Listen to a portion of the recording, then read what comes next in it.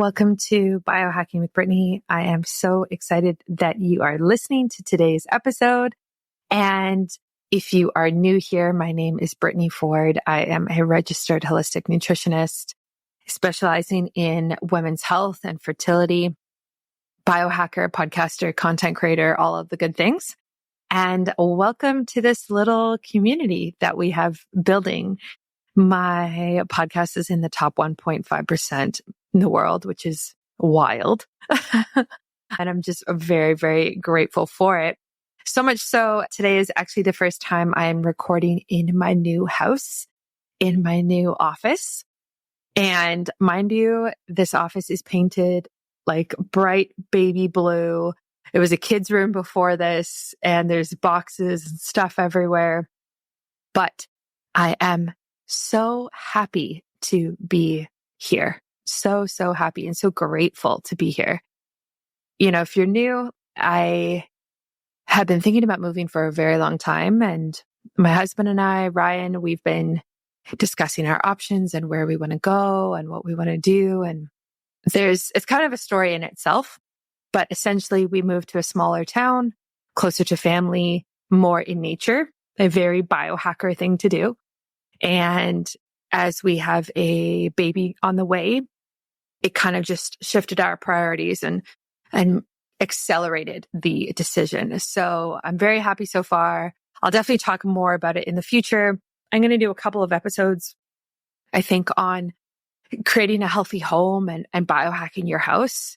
You know, before this, we were in a condo. It was a 2-bedroom, 2-bath condo, ground floor unit on the corner. And it was great, but nothing like the options you have when you have a full house, the ability you have to control how healthy it is, everything from like the water to the Wi-Fi to hardwiring your office to sunshine to like, there's just so much that you can do to optimize your house.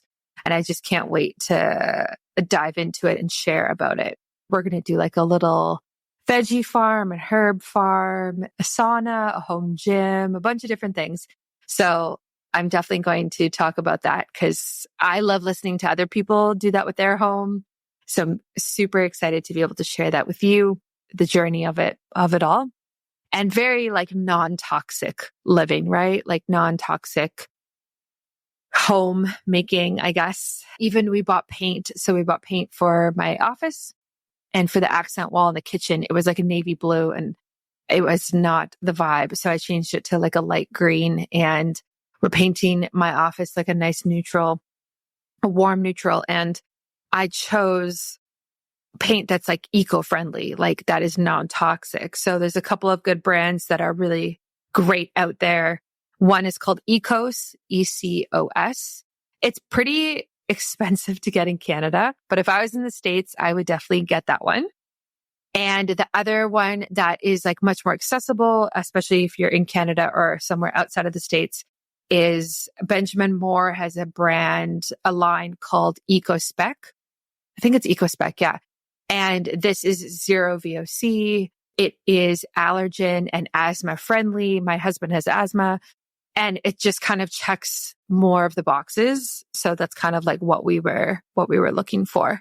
So even things like that, it's the decisions like that. It's thinking about how do we make a healthier choice? Like what's accessible to us, what's affordable, but also putting our health first. Like how do we kind of prioritize that? Another example is, you know, we've bought some furniture for the baby. Baby's coming in July, and we are building it now so that it can off gas for, 2 months before baby ever lies in it, that type of thing with the window open, like just thinking about where these products are manufactured, what type of ingredients are used with them, what does the off gassing look like? You kind of, are they Green Guard certified? Are they organic? Is there glue? Is there BPAs? Like all of these different things. So it's an exciting journey and it's fun. It's fun to like dig your teeth into something and then, see the results right in front of you. So that's kind of the journey I'm on right now. That's where I'm at today. And this episode is a great one. But before we get into it, I'm going to read the DM of the week. This is a new feature that I'm decided that I'm doing, at least for now. Sometimes people just send me the best DMs and I just want to share. And I don't want to share reviews, podcast reviews, because I think that's boring and everybody does that. And who cares if, someone rates this podcast 5 stars? Like, it doesn't, let's be real. It doesn't really make a difference. For me, it makes a difference. For you, it does not make a difference. It doesn't mean much. So this woman wrote to me. This is a DM from actually a while ago, and I screenshotted it and I found it today.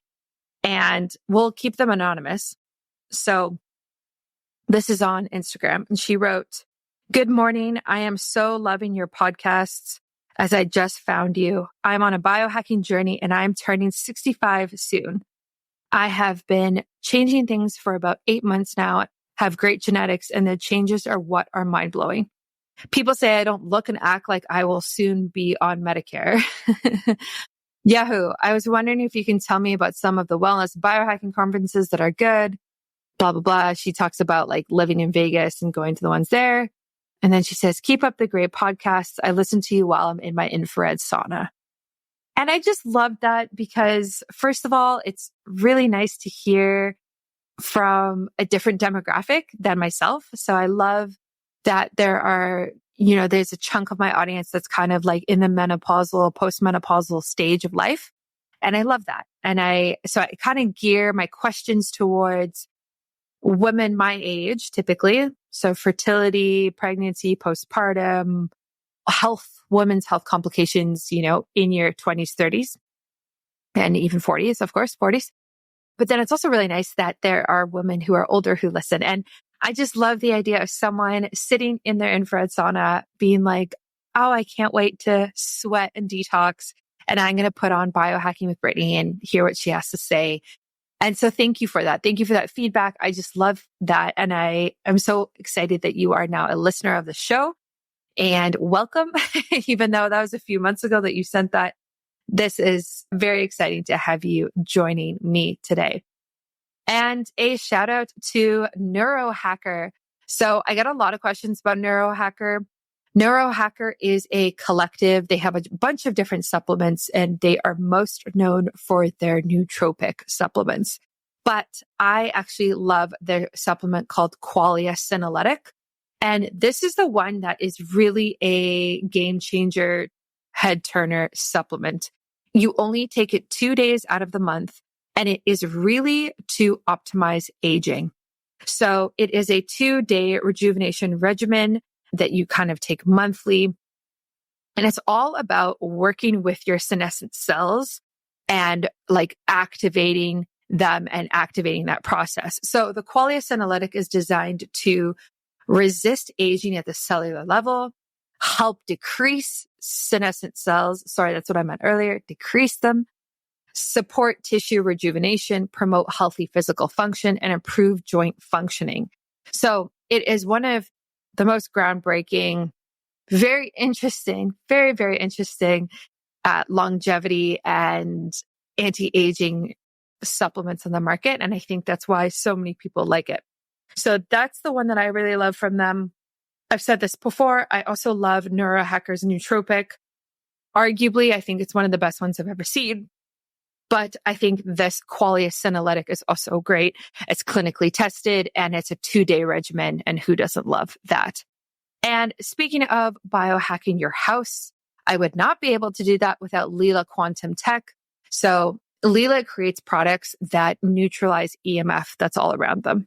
So essentially, they do this by changing the frequency that's around them. And now that I'm in a house and not a 1,200 square foot apartment, it's great to have these products. So I have their cube that I think covers about 3,500 square feet. Because I remember when I talked to them on my podcast, they said that when I had it in my apartment, it would cover tons of the area. So I have 2. So I'm going to put one right by the Wi-Fi and then one probably upstairs where we sleep on kind of opposite ends of the house. And this really helps to neutralize the EMF that's in the home. So even when you live in a small town, even when you live in nature, suburbs, nature, you're still going to be bombarded with EMF in some way, right? from your phone, from Wi-Fi, basically anything that's plugged in. So it's nice to have something that can kind of like neutralize this. So that's where Lila Quantum Tech comes in. I also have their products that I travel with that I really like. I would recommend those. And if you want a discount with them, you can go to the link in my show notes or in my bio or on my website, and you will get a discount, which you're going to want. You're going to want, listen to that sentence, because it makes a big difference. And same with Neurohacker. So Neurohacker, I have a discount code with. It's Biohacking Brittany in all capitals. And you can always find the products that I work with and the brands that I affiliate with on my website. I have a whole shop section. So if a link doesn't work, a code doesn't work, anything like that, let me know and I'll double check everything. People do that all the time and I get things updated. So just let me know. Okay. Today's episode is with Dr. Paula. She was awesome to have on the show. And we talk all about brain health and optimizing your brain.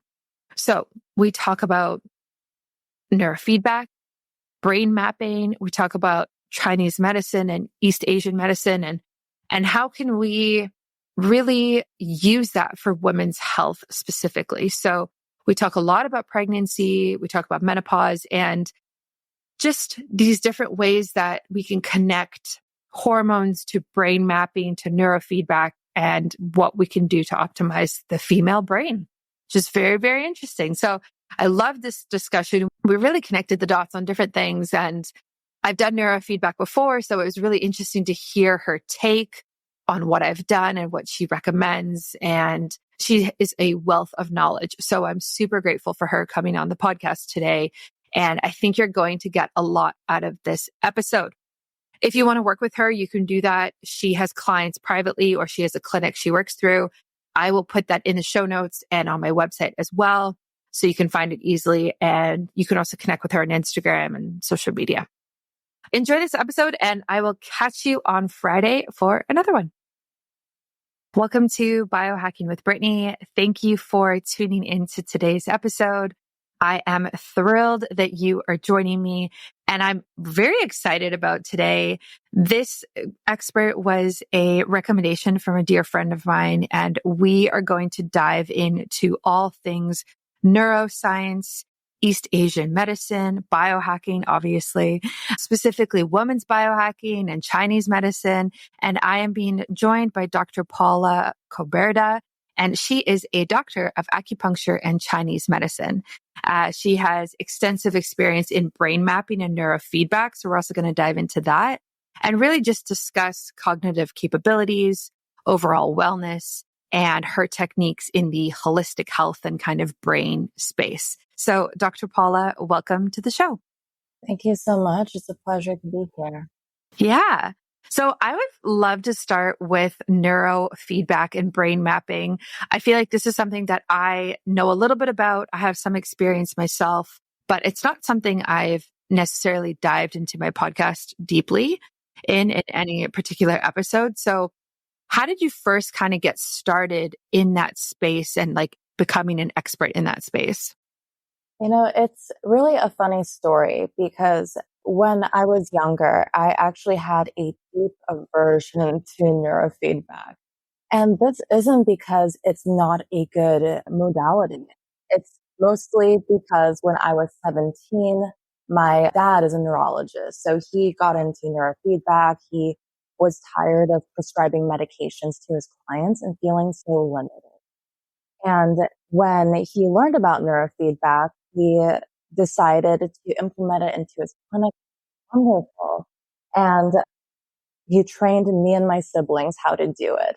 And it's really cool. And I thought it was really fascinating. But I think that starting so early and feeling like, oh, you know, this is something that you have to do with your family, it made me not want to do it. Yeah, I want nothing to do with feedback. It's not for me. It's just something that my dad was really into.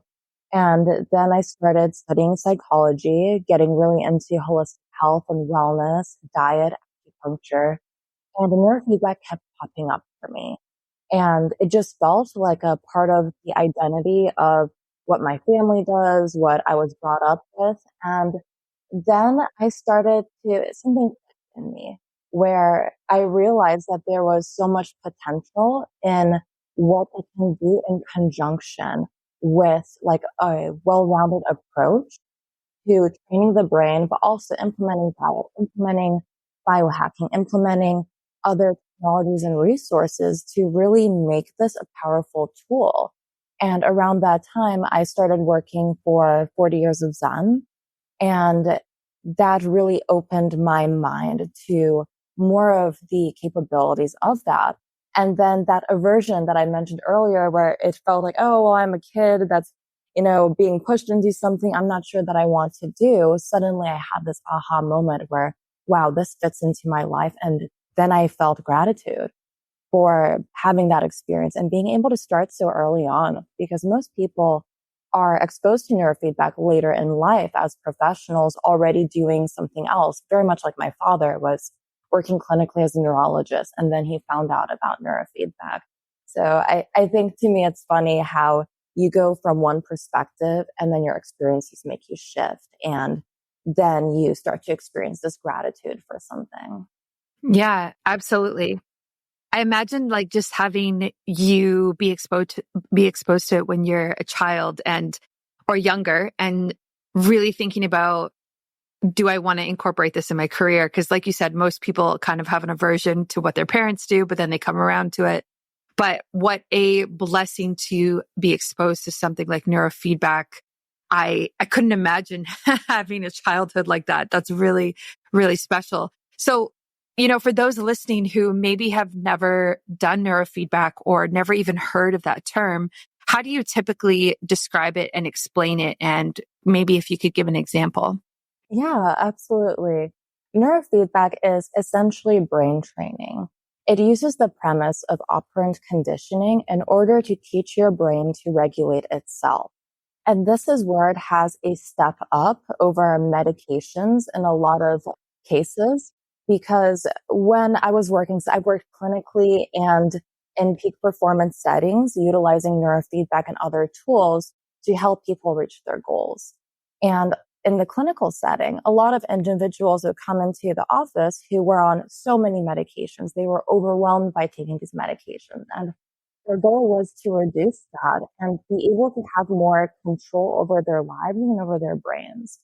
And because neurofeedback teaches you to regulate your brainwave activity, it does a lot of what your goal is with medication without actually having to take a pill that goes through your digestive tract, bypasses the blood-brain barrier. I know all of these organs have to be infiltrated before you finally get the intended result. And in terms of mechanisms of action, essentially what you are doing is you have brain-computer interface. And what that means is you have the client or the patient, and they have a EEG cap on their head. And this is a cap that looks very much like a swimming cap. And it has a certain number of electrodes. Most clinics will have 19 electrodes. And these are sensors that touch your scalp in different areas on your head that correlate with brain regions that you want to train. And on this cap, there's a wire that connects to the computer. And it collects the data. So nothing is being sent to the brain. You're not being zapped. So I always have to tell clients, we're not doing mind reading. We're not zapping you. We're just collecting electrical brainwave data. And when it's collecting that data live, that goes into the computer and the software interprets it and creates this visual of these lines that the technician will see. And these lines are your brainwave. So it looks like a EKG sort of with the ups and downs, the spikes. And these brainwaves are collected from these different regions, and it's matched with a training program, which gives you feedback. And this feedback is either sensory or auditory or visual. And it tells your brain when the brainwaves are behaving in this optimal way. And this optimal way is set by the criteria that the technician puts in, which is usually overseen by a psychologist, neurologist, like a professional that knows how to select these regions, and also depends on the patient and their goals. So for example, if you have a lot of focus issues and executive functioning and overthinking, we may be focusing a lot on the frontal lobes or brainwave frequencies that are involved with those processes. And when you experience symptoms, that is often associated with your brainwaves behaving in a dysregulated way. With this training, you get the positive feedback, which may be the video running longer or a game. You can play games where you're making a car move. And when your brainwaves are in this range that you want, the car will move. When they start to be dysregulated, the car stops. And this is based off of your brainwaves live. So for example, if you are just trying to train anxiety and you're looking at this computer, your brain is connected, your live brainwaves are being recorded. When you regulate your brainwave to the point where these brainwaves associated with anxiety diminish, that car will start moving. And the moment you stray from that, the car stops. And over time, because this is training, the brain is conditioned and the brain learns how to regulate itself to the point that you no longer need the system. You can be out in public and all of a sudden your brainwaves are starting to dysregulate and it catches itself and brings it back into this homeostasis where it is an optimal zone for you. Have you heard about senolytics yet?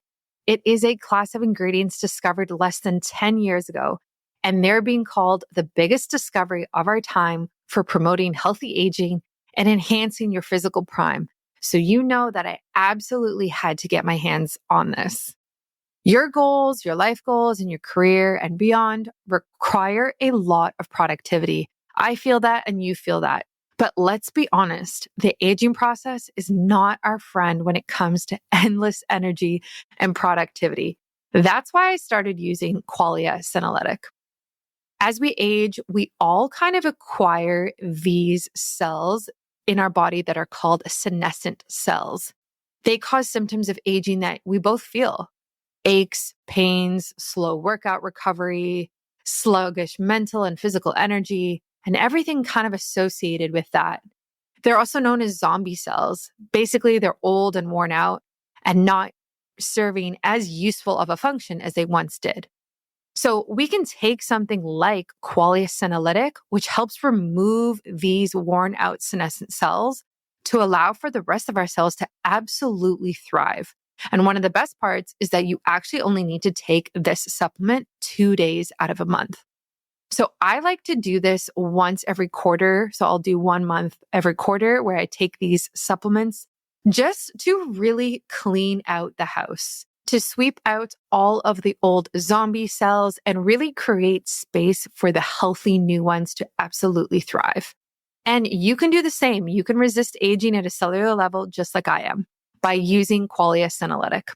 Go to neurohacker.com/Brittany for up to $100 off and use my code Brittany at checkout for an additional 15% off, which is huge. That's neurohacker.com/Brittany, spelled BRITTANY, for an extra 15% off your purchase. Let me know what you think. It's also linked right on my website in the show notes, so it's super easy for you to use. I love that definition and the way that you explained that. So I've only done neurofeedback once, or maybe it was twice. It was a while ago. And it was exactly like you described. However, I was watching a movie and I think it was like Harry Potter or something. And the way that the test was, it was if I could make the video fill out the screen and larger versus being smaller. So that it would change the size as I was watching it. So it would be way more fun to like do a car or a game or something like you're describing versus like just the image changing sizes. But it was really cool. And it was my first experience with it. It's probably about like 5-6 years ago now. And when we took a look at my results, it showed that I had some stress coming through. I don't remember exactly what it was, but it was right about the time where I was about to write my board exam for the program I was in at the time. And so it kind of made sense to me that I was showing some stress more than maybe what was typical and what was normal. But it was really cool to see. And it was great to get that live feedback of, hey, this is how your brain is functioning. This is how you're doing right now. What can we actually do about it versus some of the other modalities that are kind of rooted in Western medicine that might not be as holistic or in the moment feedback type of idea. Totally. Yeah. And that sounds like a great experience. And what I do notice a lot with patients and clients is that when they see like what their brain looks like, they feel extremely validated because there often is like this feeling that people come in thinking, oh, something's wrong with me. I'm broken. Like I can't fix this. This is my identity. And before we do any type of training, currently I work at the Abbey Neuropsychology Clinic in Palo Alto, but I work remotely. So I get all of the EEG data and I edit it remotely and I meet with clients via Zoom. And before we get started into training, we look at what their brainwaves are presenting. And we look at these things called brain maps, which look very much like 3D brain models with colors and lines overlaying on them. And this indicates areas that are not working optimally or there is some dysregulation. And the feedback I get is that people be like, wow, okay, now I see what's correlated with the way I feel. And I feel empowered because now I know that this isn't permanent and we can do something about it. Yeah. Yeah, exactly. Yeah. And honestly, it's true with a lot of data in general. Like when we kind of track ourselves and we get feedback, whether it's an app, like something as simple as that, it is really validating to see, oh, okay, there is something going on here. It's not just me. I'm not making it up. But especially with brain functioning and even mental health, because you can't necessarily physically see it. I mean, sometimes it does present in the body in more physical ways, on your skin or weight gain or something like that. But to do something like neurofeedback and brain mapping and see the brain and be like, okay, this is what's going on is really, like you said, like it's very exciting and also just it gives you a lot of confidence. So I'm curious when I'm sure you see so many brains every week. Are there trends that you have kind of picked up on, like maybe post-COVID even, like something that's changed that you're noticing people are maybe more stressed now than they normally were? Like, what are you kind of seeing with your patients?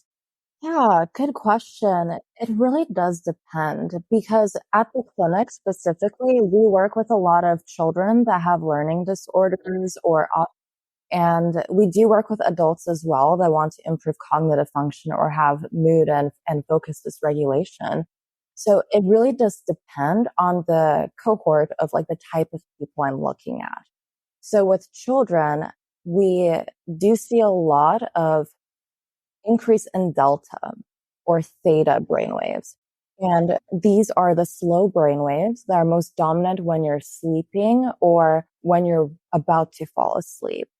And what happens when you have attention deficit, very often, like in a normal situation, if you're trying to focus, you activate the faster brainwaves. These are the same brainwaves that are activated when you drink coffee. They make you think fast. They make you make judgments, decisions.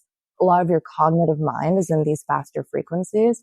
And normally we would activate those. But what I often see with children and individuals, adults with attention problems, is that they have a dominance in these slower frequencies. So when they try to focus, instead of being alert, they get drowsy. Additionally, with high performing individuals where you would think that their brains would look fantastic, a lot of the times they do not. And my experience in 40 years of Zen is that we have worked with a lot of high performing athletes and CEOs, actors, and people who are just on top of their game. And they come in to the program because they want to improve wellness or peak performance, etc. But we often see that their brains are starting to show burnout on a brainwave level. And how this looks like is often having too much going on in the faster frequencies and also depletion in the slower frequencies. So when the slow frequencies are depleted, that often indicates maybe your mitochondria aren't working so well. Maybe you're overusing your energy. You're not sleeping well. Your metabolism isn't optimal. So thyroid conditions can present that. And when the fast frequencies are overused, that's really that, like, think of drinking a lot of coffee. You're overstimulated. You're thinking too much. You're stressed. You can be irritable. And in a way, to be successful, a lot of people have to not sleep very well, work late, burn the candle at both ends. But that does lead to this burnout. And that's why they start looking for, okay, what can I do to optimize myself? Biohacking, eating healthier, getting a trainer, all of these, kind of searching for ways that they can maintain doing what they're doing. Yeah, that makes a lot of sense. And it's not surprising to hear that high achievers might show up with brainwaves that are actually indicating burnout. A lot of the time, not a lot of the time, but even when I'm in that mode of high achieving or there's so much going on in life in general, that type of thing, you can kind of feel the symptoms of burnout and you kind of just ignore it. Like you said, like you kind of just continue to have more caffeine or do these stimulating things. And so you kind of just push it to the side. But that doesn't mean that it's not showing up in your brain waves, right? Like you're talking about. And it doesn't mean that it's not going to accumulate over time.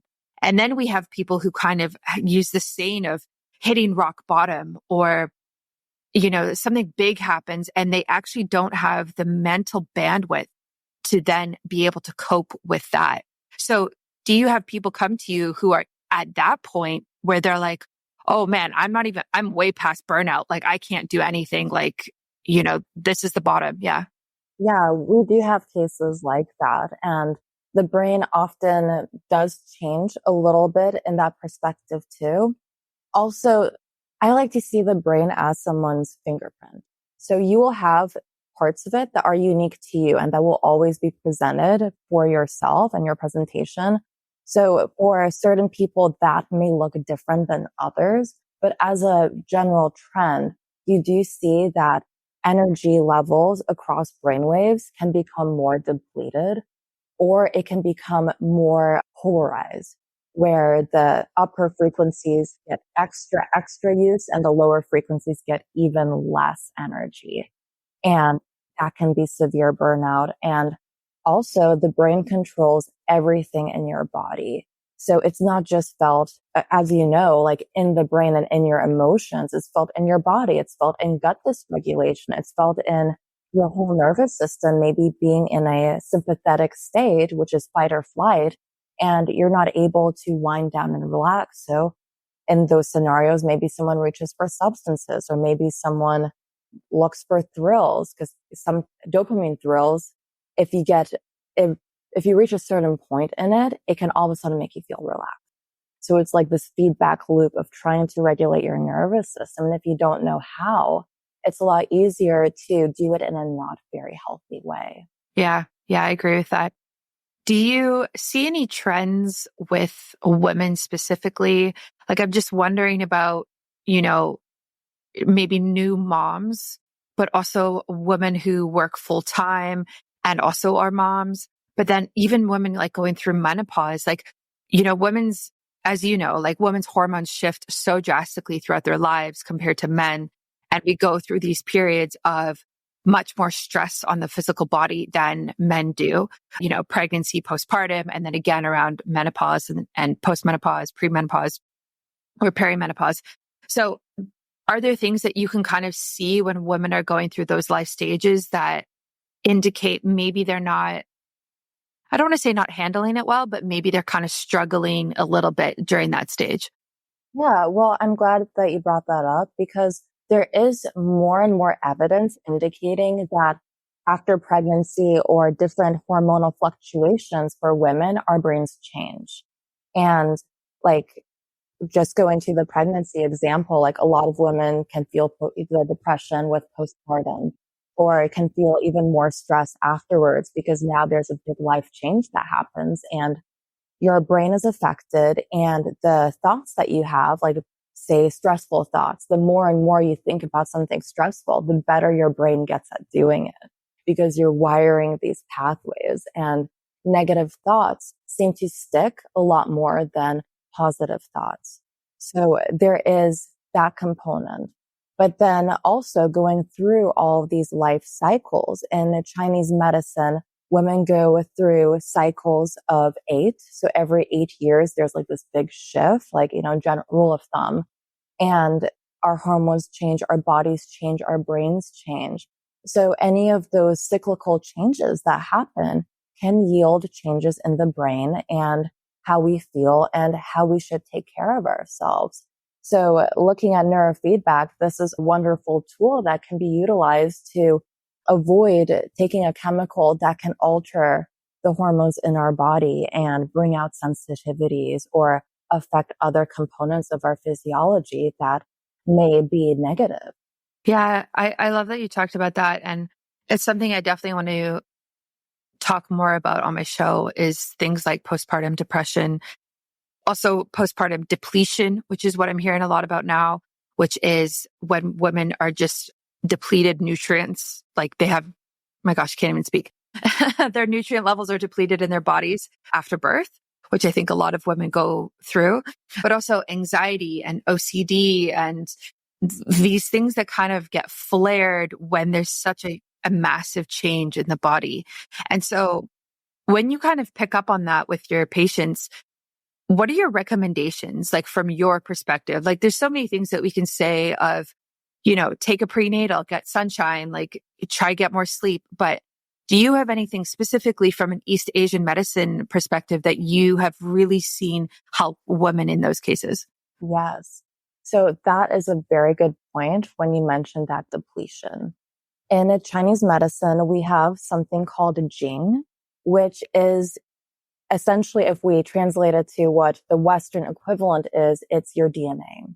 It's like this trust fund that you are given for your whole life that depicts a certain amount of energy you have and how robust you're going to be. And qi is the energy you get from food, the energy that moves through your body, through the channels in your body. And that is something that can be replenished a lot easier. Jing is a lot more precious and we can lose it. We lose it every day just by living, unfortunately. So our existence depletes Jing, but there are also activities that deplete the Jing faster than normal. And for men, it's ejaculation, but for women, it's through menstruation and through pregnancy. So you just mentioning about the depletion that women feel after pregnancy is that Jing loss.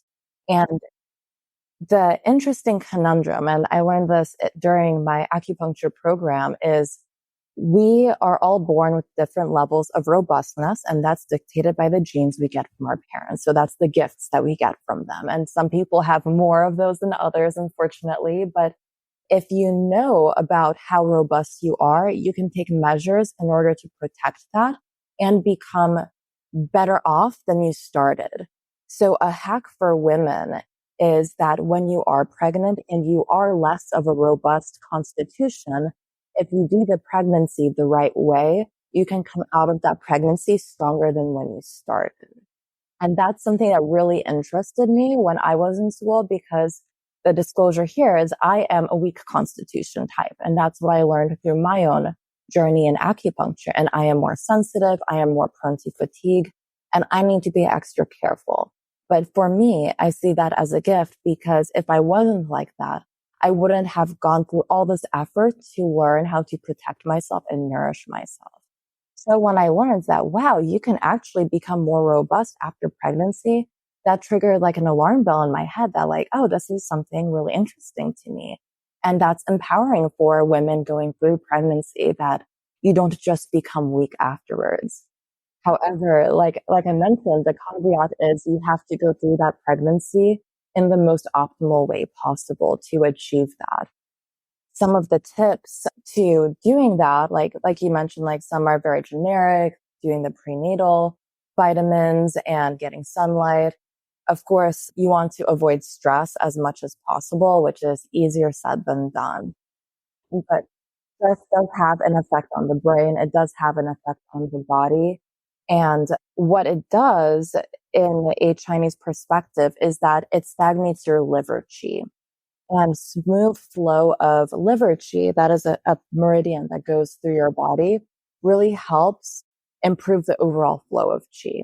And in Western society, most people are actually stagnant in their liver meridian. And that leads to frustration, irritability, more stress, more propensity to want to drink caffeine or alcohol to help relax and move that chi, even though that's a short-term fix. So back to pregnancy, we want to, one is the stress. We want to be able to be observant of our emotions, because it's not just the stress and irritability that can weaken our systems. It's also an excess of any emotion. So excess excitement, excess sadness, fear, and worry, all of those can over time deplete your system. And in pregnancy, you really want to avoid, like, herbal medicine is good, but I believe you have a lot of experience getting acupuncture yourself. So I'm sure your acupuncturist has brought it up that there are herbs that you want to avoid because they can have more of a detox action. And when you detox too much during pregnancy, your baby can be treated as something that's detoxed. And that's the last thing you want to do, because it pushes the baby out of your body like a toxin. So that's another area where you have to be very careful with Chinese herbs. If you're like me, you are thinking about your energy field, you're thinking about radiation, EMF, and 5G around you. And honestly, you're kind of worried about it as well. What if I told you you could just get a product, put it in your house, set it and forget it, and know that you're actually reducing the amount of EMF and radiation around you? That's where Lila Quantum Tech comes in. Their products actually neutralize EMF, even in electric cars. And this is so, so important because we are so bombarded with the amount of EMF and radiation in today's society. So their key product that I love is their Infinity Block. And it has actually been proven to increase ATP production, which is the energy in our cells, by 20 to 29%. So this really, really does matter. Lila Quantum Tech has over 59 studies, and they actually also have another 6 in progress. They are randomized, placebo-controlled, and double-blind studies proving the great benefits of their products. I really suggest you get this Infinity Block. If you can get something that you can put in your house and say, hey, this is actually helping to neutralize how much EMF me and my family are exposed to, it just makes sense. Why would you not want some sort of safety measure like that you can count on? They also have a Heal capsule, which is like a little capsule that you can bring with you anywhere you go. And it does this same thing, obviously to a smaller degree and smaller circumference around you. So I like to wear this when I go on planes because there's so much radiation on planes and EMF. And I like to wear it just in general when I travel. Their products have been proven to optimize HRV and improve your blood and obviously ATP production, like I said. So that's what I would do. I would really recommend looking into how you can manage your quantum energy field better, because this is such a key aspect of optimizing your health. You can get a significant discount through the link on my website and also in the show notes. And that will help you be able to get this at a better price. So again, that's Lila Quantum Tech. I have the Infinity Block. It's in my bedroom. I actually sleep right beside it. And then I also have their Heal capsule on a necklace that I take with me everywhere I go. And these are the 2 that I would recommend. I think this is a great starting pack for you and provides substantial coverage in order to neutralize the EMF that's around you and optimize your health. Wow, I love that. And I don't know if you know, but I am pregnant. So like hearing this is very encouraging. Like you said, like it's very encouraging to hear that you can come out of it being more robust than when you went in. And on the detoxing front, yeah, I really have not focused on any sort of extra detoxing things during pregnancy. I did a lot prior to, a lot of like preconception detoxing, that type of thing. But it's not something that I've, sought out at all during pregnancy for the very reasons that you have said. It's just not the time and place. And, postpartum, a year from now, whatever, there will be time for that. Just not right now. But I'm really curious about this idea of how robust you are. And I'm sure you can do an assessment, and maybe it is part of like your neurofeedback is like you can actually see how robust somebody is. But how can somebody know just listening to this? Like, how robust am I? And will I be that person who comes out of pregnancy more robust, or am I going to get really depleted? What am I more prone to? Like, is there any way that we can just generally kind of know? Yeah. So in Chinese medicine, we do look at different constitutional types, and these help determine like what's going on in your body and like how like per se robust you are.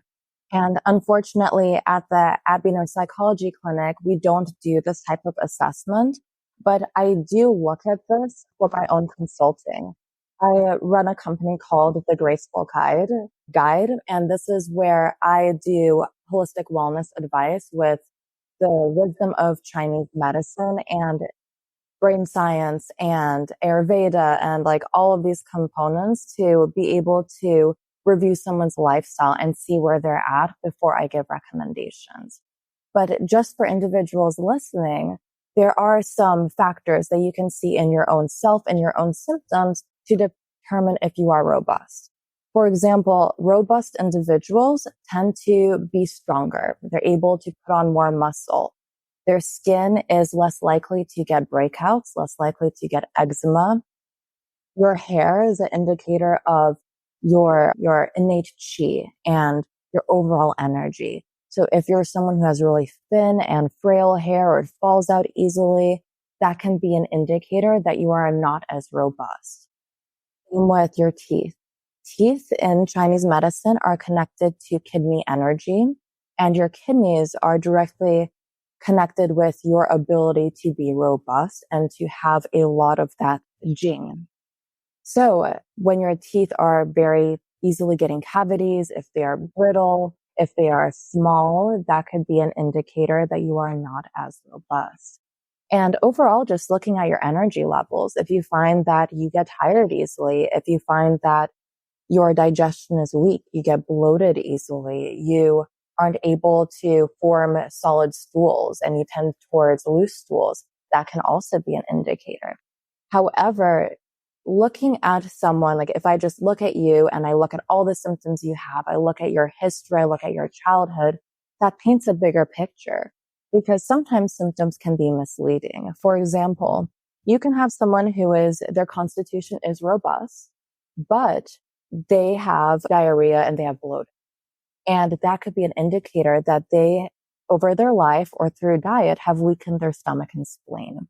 And when your stomach and spleen is weakened, then you tend to have these symptoms of bloating, not digesting well, feeling tired, which could also be you not being robust. So you see, this is where it gets a little complicated because yes, those are indicators that you aren't robust, but they also could be indicators that maybe you're just not taking care of your digestion. Yeah, I love that. And it really just ties into holistic health and biohacking in general, because if you look at that and, you look at your hair and your skin, your energy levels and your sleep, like that is such a holistic way of looking at yourself to assess your robust levels.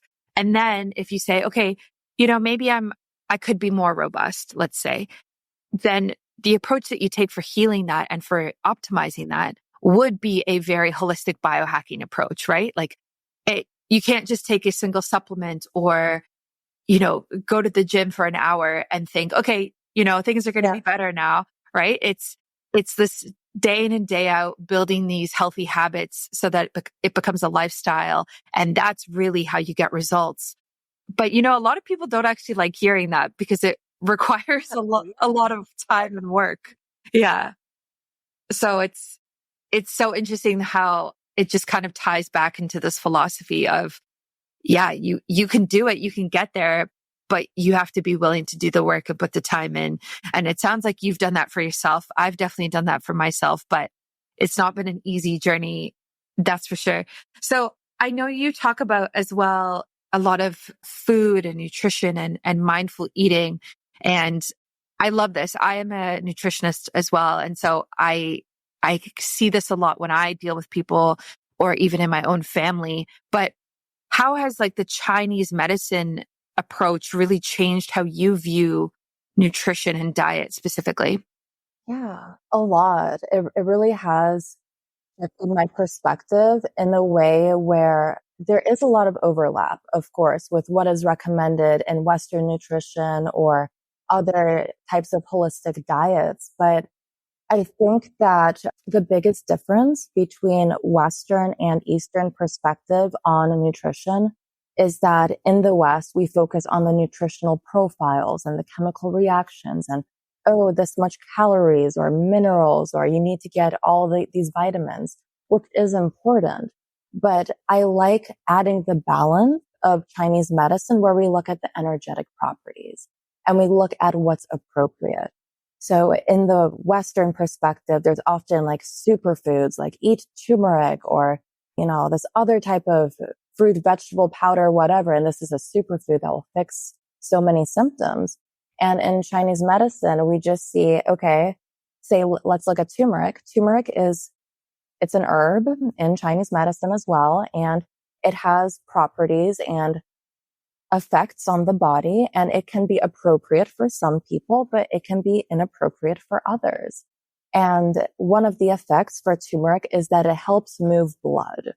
And if you're an individual who has some stagnation in blood, and this is like a Chinese medical category, so it's not just like about blood clots or like the literal sense of blood not moving.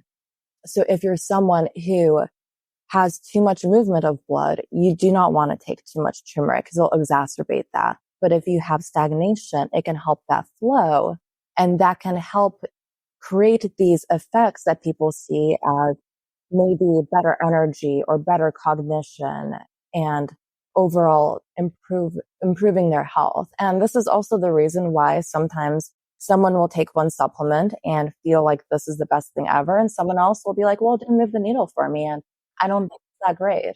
Yeah, I love that. That's such a good point. Yeah, I mean, I've seen that a lot where I take something and then my husband takes it and we have completely different thoughts on it and how it works, especially with things like you're talking about, like herbs or different blends of nootropics, which often have herbs in them.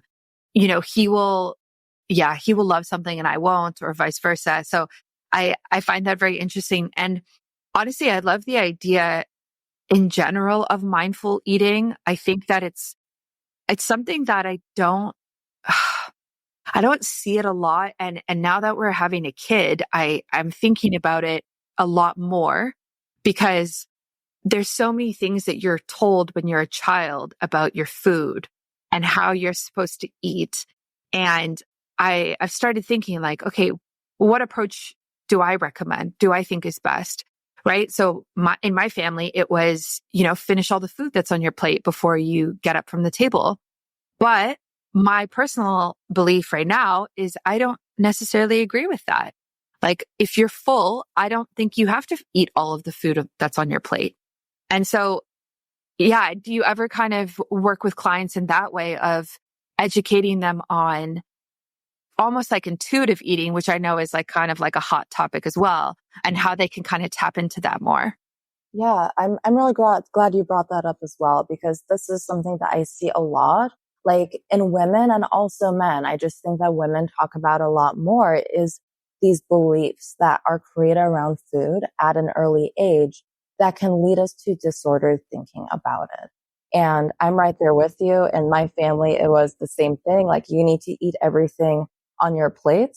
And my family's background is Polish. So my parents grew up in communism and they had to wait in line to get bread. Food was scarce. So it was really a privilege to get this food. So a lot of that mentality does go over where like you shouldn't waste food. And I was someone who didn't have a big appetite as a kid. And I think that mentality in myself created something where even now as an adult, I feel pressured to eat everything on my plate, but I learned to see that and be aware of it. So now I'm like, oh, well, I can put it in a to-go box and I can eat it later. It's not going to go bad. And it also teaches individuals not to trust their bodies. And our bodies are very wise.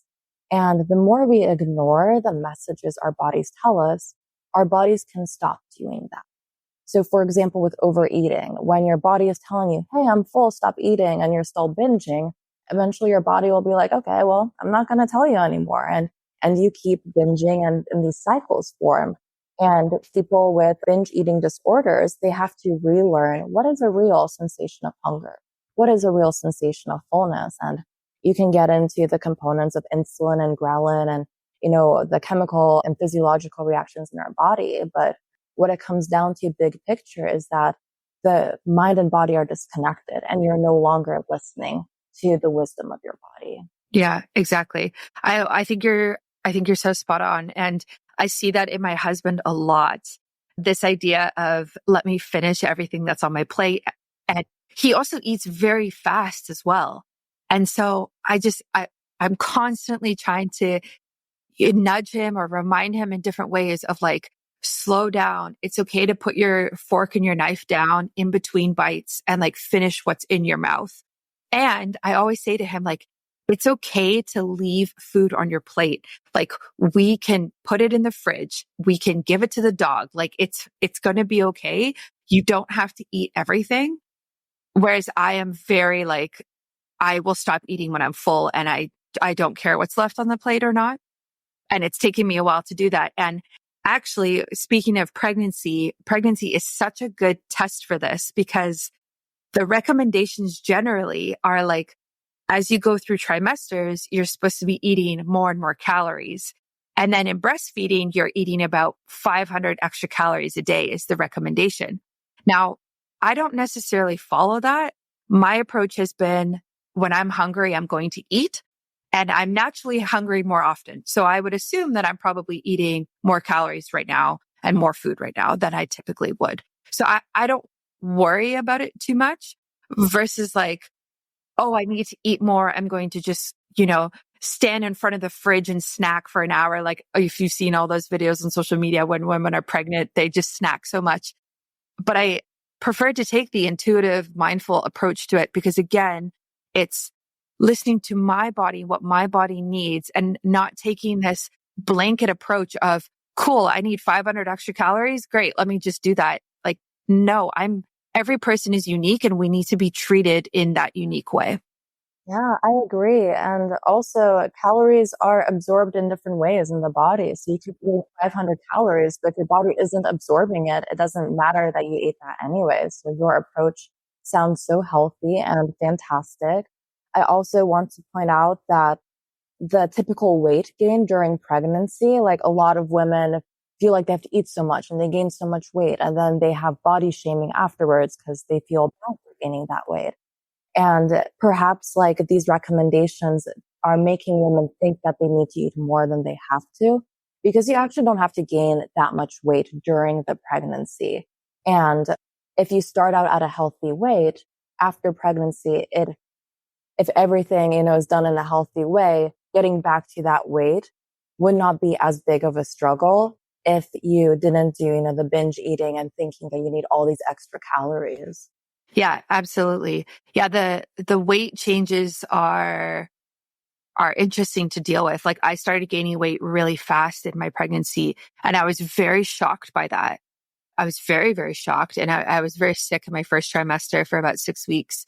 And ever since then, it's been great. But it was such a mental shift for me to accept that.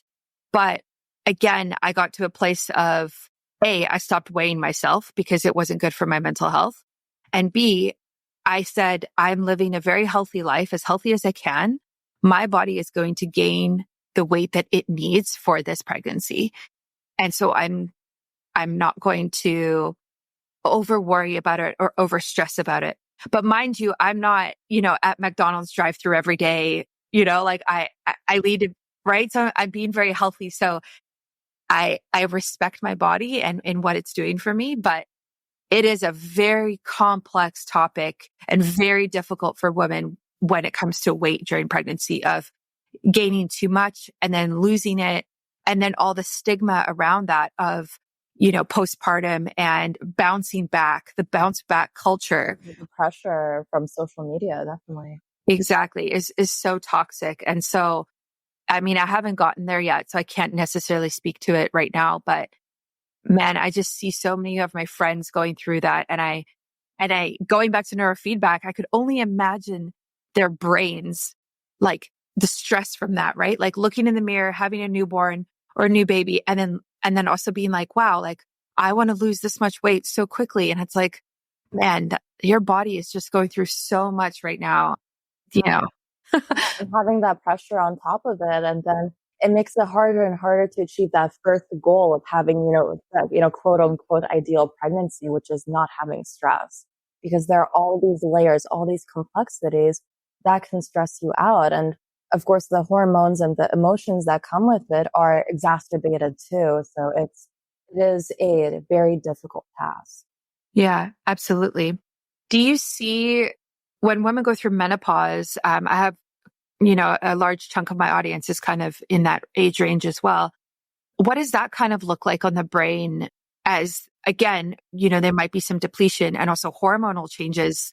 Is it similar to kind of the postpartum depletion or what can you see there?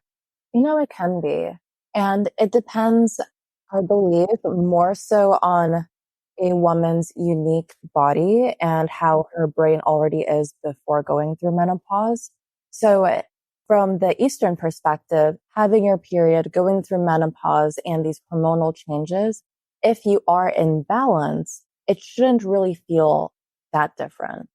It's really when you're out of balance that you start to experience things like hot fat flashes, mood swings, dryness, like the types of periods that you have, if they're very dysregulated, that is not a normal period in Chinese medicine.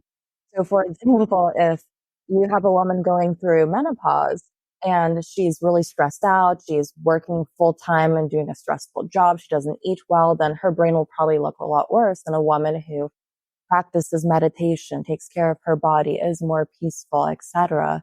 And she may just look more like this norm for herself, like the optimal zone on the brain images that we look at, while the more dysregulated woman will look a lot worse despite both going through menopause. So I think that's a lot more complex. Also, I haven't really taken so much note when I'm doing the brain images of like, oh, this woman's going through menopause. Let me track what the brains look like. So I can't say 100%, unfortunately. But that's looking from both lenses of brain mapping and Eastern medicine. That would be the hypothesis I would make about these brains. No, that makes total sense.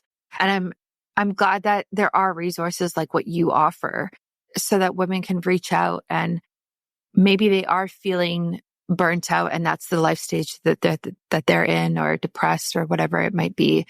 It's just nice to have these conversations so that women can learn that there are options and you don't have to just go and take an antidepressant or something like that. You can kind of get more to the root cause and then create more of a holistic healing plan after that. I'm curious what you kind of want to see or maybe think is coming for the future of neurofeedback. I think more and more people are hearing about it and understanding what it is, and it's popping up in these different clinics. So where do you think it's going to kind of go maybe in the next few years? It could go in a lot of directions, but you bringing that up brought up a memory for me. And it was from when I first started doing neurofeedback training at my dad's clinic when I was like in my early 20s and or late teens. And I was talking with my mom and she was saying how excited she is about neurofeedback and how much potential it has. And she made a comment about how, because as you know, the brain controls everything. It controls hormones get released, it controls transmitters, etc., all of these things. And she said, wouldn't it be great if we could figure out with neurofeedback how to trigger the hormones during pregnancy that help my hair grow so thick and me look so glowy? Like, what if we could do something where we're able, through neurofeedback training, teach the brain to regulate your different hormones and be able to get the positive effect. And then the opposite, when your hormones are dysregulated, why can't neurofeedback teach you to regulate them? I think that would be a next fascinating step because I haven't, at least in the community, the neurofeedback community, I haven't heard of hormones being targeted in that way. And that leads to the maybe next level of that, since we are so exposed to hormones and hormone altering substances in our environment. What if by using the power of our brain, we can negate that, like say the estrogens and plastics, or, we're exposed to PFAS. How can we get our brains to overcome that? I think that would be a very interesting conversation in the future of medicine.